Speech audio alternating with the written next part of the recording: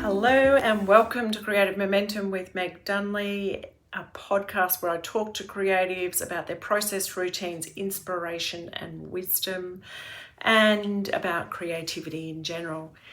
Today, in the 6th episode of the Chateau season, I speak with Diane Rakocy. She's a painter from Chicago. I met her at Chateau in July 2025. She has great philosophy about art mirroring life. I think you'll enjoy this episode. Diane works from her home studio and she's developed a fascinating technique where she paints the negative space around subjects, like flowers, rather than painting the subject itself. And she just lets the light emerge from by painting the darks around it. I love how intentional she is in her approach with her energy. She starts each painting by writing words on the canvas that represent the energy that she wants to bring through in the painting, whether it's for herself or for a client commissioning it. Her process is so organic and beautiful and intuitive, and it creates beautiful, messy underlayers that, are just what makes her work so beautiful. I hope you enjoy this interview. Hey, hi Diane. I want you to start just by introducing yourself with your name and where you're from. Diane Rakocy from Chicago in the USA. Excellent. And I'm going to look at the camera. Or you? Either. I don't mind. Tell me about what your creative discipline is, or disciplines. Like what are the kind of things that you do creatively? You mean besides painting or just painting? I love to cook, but I have a studio in my home, and I'm pretty disciplined about painting. I'd say 3 or 4 times a week. Mm-hmm. But I also love anything creative. I love cooking. Mm-hmm. That's a big part of my life. Food. Mm-hmm. I don't know. Just give me any creative project. And I feel like that's true for most artists, though. Like something you like a lot of things. I think it is true. Talk to me about your creative process. Like, what does it start with? How do you grow it? Well, this is probably a good example because I'm at different stages in all these paintings. But I generally start with words on the canvas, and that's represents what kind of energy I want to bring through, either in a painting or in a space. If someone asks me to do a painting, I ask them what kind of energy they want to bring in their space. And it's real, I just so believe it. So I usually meditate on that word or words and actually literally write them on the canvas. And then I just start by making marks like that one over there that I just throw paint on, make different marks, using different colors, different styles. And then I step back and kind of see what's there. And for me, I'm really inspired by nature. So I a lot of times start with flowers or something. I also, I've been known to find elephants and birds and everything else. But I guess my process is more about painting the negative space around to bring the flower to the surface, as opposed to painting the flower on the painting. Which I can see. Yeah, so what you do is paint the darks, right? And then the light comes out. Yeah. And I really like it because I like seeing all the underpainting underneath it. Mm-hmm. And I think that's what gives it depth. And I really love the idea of art and life and how they correspond, and I see that all the time in my work. And it's like you start with a blank canvas, you don't know where you're going, you just try different things. Some things work, some things don't, some things are a mess, some things are beautiful, but it's like that process of bringing it all together and finding something beautiful in it. And which is also why I like the negative space, because you're not, it's like you have to really look and bring all that out. And it's all that messy underlayers that I think is what makes it beautiful. I think it's part, I use transparent paint so you can still see the underpaintings. Just like I think in life, if we cover everything up, we're not so interesting. But when we... Great analogy. Oh. So I don't know, that's kind of my process. Yeah. Tell me, you touched on this just a moment ago about your routine. Yeah. So tell me about what your creative routine is. You mean like my daily routine? Like how do you do it? Yeah, so And do you do it every day? I don't do it every day, but I try to I'm trying to be more disciplined about it. I've been known to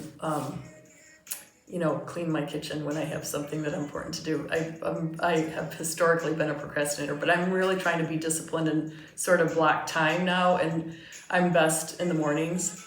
So I get up, it's a good day for me if I get up, have my tea, do my meditation, and paint like till midday, and then do something, go for a swim or whatever. But I don't really have a set schedule, I have to say, because sometimes I like to get up and go swimming in the morning, and then I come back and do my work. But I'm in a group right now it's the art of business, and part of that group is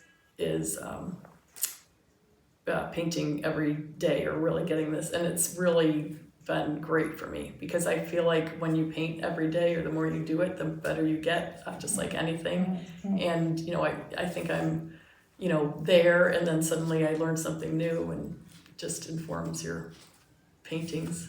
So I guess in answer to your question, I don't really have a set schedule. I mean, that I could advertise that I stick with very closely. Or it changes every week. Usually what happens is I start at Sunday night, I look at my week, and I'm going to paint on Monday, Wednesday, and Friday, and get these other things done here and there. But week by week it changes. Yeah. Excellent. And if you were to have a conversation with someone who is early on in their creative journey, for want of a better word, what piece of wisdom would you want to give to them? Well, I said the best piece of wisdom I got was take as many teachers as you can, and you eventually find your own style, because I think often what happens is you take a class, you paint like the teacher, and then, but then you take another class and somebody paints really differently. I think that's a really important part. And I also think what I've learned is that feeling of painting within. I started out by painting photographs and was very staying within the lines, and I was really good at it, rendering a photograph exactly the way it was. But my painting switched when I learned to paint within, like from within, like without looking at something else. Just I think oftentimes I get stuck on a painting, but there's always one next step. Okay, I'll just make purple dots on this until I can figure out what's next. It's just like that, listening to your gut, following the one next step to end up with something. But I think a lot of times people stop too early, and I think that listening to my intuition is huge. Yeah. Well, thank you so much, Diane. Oh, you're welcome. And yeah. That's right. Is there anything else that you want to share with creatives in the world? No, I'd just say, I believe everyone is creative, and I think it just moves your life forward in such a beautiful way, no matter what kind of creativity you do, no matter what it is. But I think it accesses that part of your brain that we just all need to do. So, and I love that you've touched on, even cooking. That's creative, creativity comes in so many different forms. Yeah. Not just these beautiful paintings. Yeah, I guess I journal too. I guess that's a form of creativity. But absolutely. Yeah. Thank you. You're welcome. Okay. I really hope you enjoyed that interview. I love Diane's energy and her wisdom. And there was something that she said about how learn from many teachers, and by doing so you learn your own style rather than just getting stuck on copying one teacher's style or method.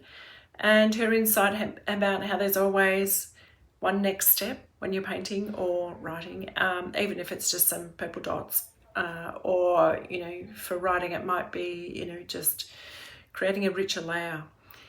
Her analogy between art and life is beautiful and powerful. And, from not knowing where we're going, trying different things, some working, some not, and just finding beauty in bringing it all together.